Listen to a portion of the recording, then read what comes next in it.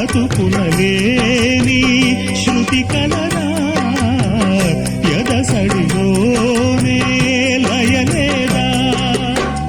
ఏ కళకైనా జీవిత రంగం వేదిక కాదా ప్రజాధనం కాని కళా విలాసం ఏ ప్రయోజనం లేని వృధా వికాసం పూసే కోయిల పోతే కాలం ఆగిల్దా ఏనే పాడే మరో పదం రాదా మురళికి గల స్వరముల కళ పెదవిని విడి పలకదు కదా తరలి రాగనే వసంతం తన దరికి రాని వనాల